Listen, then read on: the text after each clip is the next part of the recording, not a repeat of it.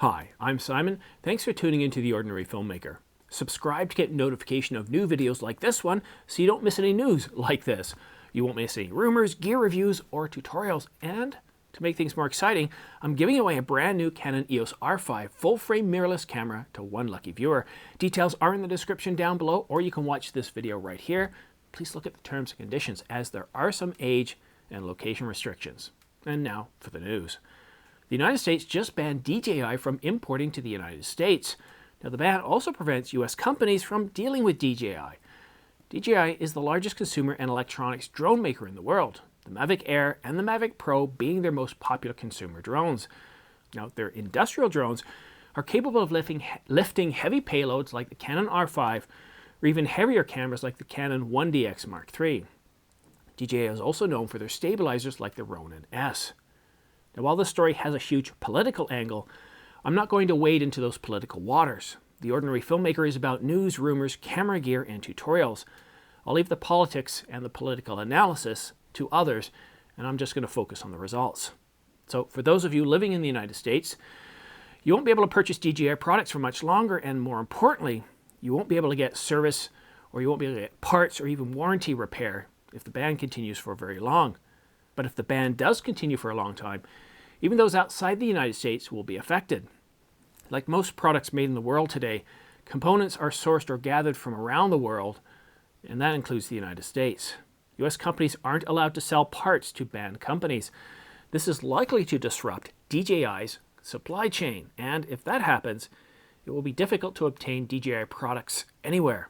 Now, there's no timeline to when this ban could be lifted, but the United States is undergoing an administrative change in January, so I'll keep you posted if there's any change to the story. But this is significant. If this ban does go on for a significant amount of time, this could really affect DJI's ability to stay in business, unless they're able to source the parts from elsewhere, which, depending on how many components are used in the products, that could be rather difficult.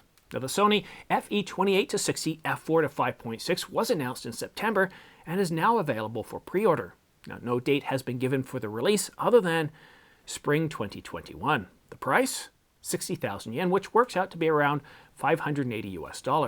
While it's been slow for the past 2 months, news is starting to heat up. The camera world is awakening from its long slumber. Next week we have Christmas, so things are going to get a little slow, but right after that, we can expect a flood of news and rumors.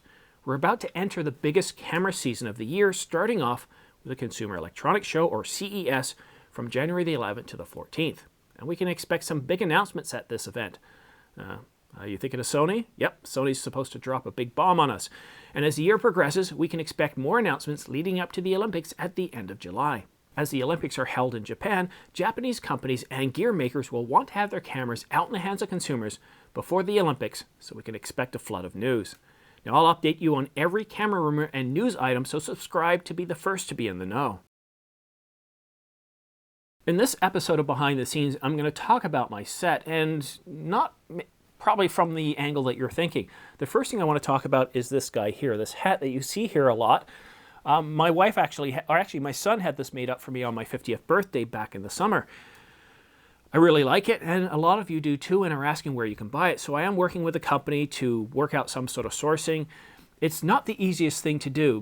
What I'm looking at doing is working with a company where, as you guys buy stuff, it's made and it's sent out. Now, these necessarily aren't the cheapest, but that prevents me from spending thousands and thousands of dollars of pre-ordering all different types of items, and that's what I'm trying to work out right now. So it is time-consuming. It is taking time. This is not something I expect to happen in the next couple of weeks, but for those of you that are asking for it, it is coming. I personally love this hat. I wear it a lot myself, but I also don't want to wear it down because it's kind of my it's part of my props as well. And my wife has one too. She had one made up for herself, and instead of white lettering, it's got pink, and so it looks really nice. Now, the next item on the set that I want to talk to you about is this plant back here. Now, that's a real living plant. You probably can't tell from the depth of field that I'm using here, but it's getting a little frustrating. It's because it's a real plant, because I water it, it's pretty heavy. And sometimes I forget it here in the basement, and plants, well, they need sunlight to survive, and in the winter, there isn't a whole lot of that. So even if I'm down here for an hour, that takes away from the plant and it starts to fade, and the leaves are some of the leaves are starting to dry out a little bit. So I'm looking for a fake plant. You're not going to believe this, or maybe if you're into plants, you will. I tried finding similar plants like this that are fake, costing over $200, some of them over $300. Now, as you can tell from my depth of field here, I don't need something to be super lifelike, but I'm looking for something of the similar size. So this is a call to arms. If you guys can find me a fake plant online at Amazon, amazon.ca, because I'm in Canada, so it's easier to order from amazon.ca, but I can also order from amazon.com or other major retail chains that'll ship to Canada or that are based in Canada. Send me links, because I'm trying to find a plant that I can just leave here in the set. It doesn't change the angle. It's there all the time, so I'm ready to go. Like this morning, it's Saturday morning here. I had a sleep in. I woke up around 8:30 and I checked my news, and there we are. We had a couple of news items, and I thought, I just put out my weekly Q&A. Okay, DJI, this is a big piece of news. I need to get this out there. So in bed, I kind of scripted it out. And I wanted to script it out because it was very important, this piece of news. There's a huge political aspect to this. And for those of you that have been following me for a long time, I don't get into anything serious. This channel it's small talk. And unless you're dealing with camera gear, where we want to know the end results, why it's important to use, what it delivers, what outcomes, anything else, I do not get into politics. I do not get into religion. I do not get into anything serious. So I wanted to script it out so that way I didn't accidentally step into those areas. I wanted to look at that story from the viewpoint of what it was. It's a huge impact because DJI, they make a ton of drones. They're really the market leader. If you think of the Gartner Magic Quadrant, they're the innovator. And if this ban goes on for very long, it's really going to affect a lot of people and could even mean the demise of the company. Look what happened to Huawei.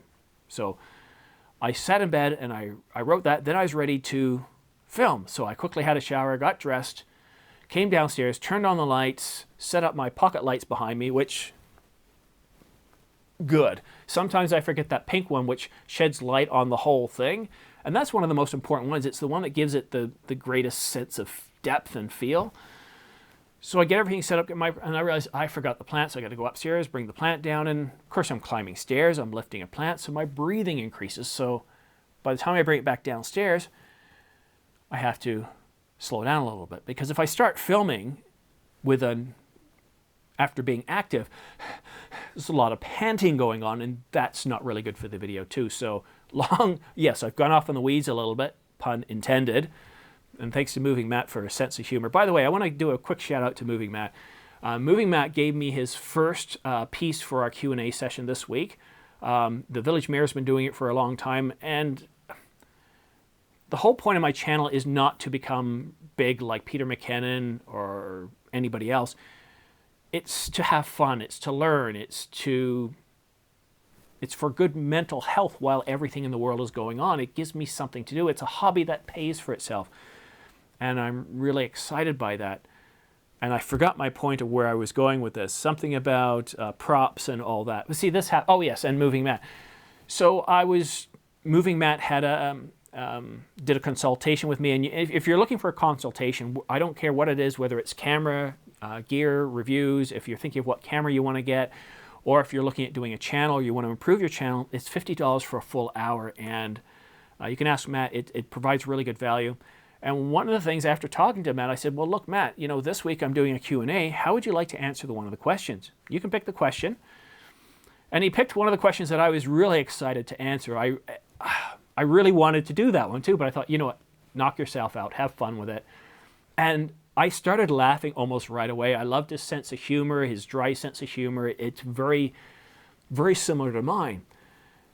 And the more I watched his video, the more I realized he's kind of echoed what I would have said. Sometimes people you'll be watching a video like one of mine, you'll be going, yeah, I agree, and like, oh no, I don't agree with that, Simon, you're completely off your nut. And with Moving Matt, I completely agreed with everything he said. So, and this is also making it exciting for me too. I've got the Village Mayor, I've got Moving Matt, we're collaborating, we're working together, and it's a lot of fun for me. And if it also helps these two gentlemen in improving their channels, in growing, then, well, that's terrific. We're competing with each other, but at the same point, we're collaborating. So I'm really excited by that. So take a look at their channels, subscribe if you like their information, help them get to 1,000 subscribers. I'd really like to see that for both Moving Matt and the Village Mayor. And I also want to thank them very deeply for helping me with this channel, for contributing. And if anybody else has a channel and is interested in answering one of the questions, let me know in the comment section down below.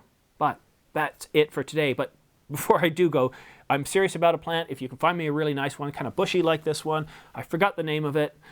It's not a ficus. I forgot the name of it. So yeah, free reign. Just try to find something that'll help me do something. I'm not necessarily looking for anything comical. You want to get a plant with a hat or some glasses, that's fine, but I don't think that's really what I'm going for. I'm just looking for a simple set and a simple plant to help fill that. But again, that's it for now. Thanks so much for watching The Ordinary Filmmaker. Don't forget to subscribe for your chance to win the Syncolav S6E and M3 shotgun microphones. I'll be awarding these two prizes once the channel reaches 20,000 subscribers, which is just 1,000 subscribers away. And then for every 10,000 subscribers after that, I'll be offering up a better and more expensive prize. Coming up at 30,000, I'm going to be offering up two 128 gigabyte V90 Angelbird SD cards, or UHS-2 SD cards. And then once the channel reaches 100,000 subscribers, I'm going to be giving away a brand new Canon EOS R5 full-frame mirrorless camera. And on that bombshell, thanks for watching The Ordinary Filmmaker. We'll see you again soon.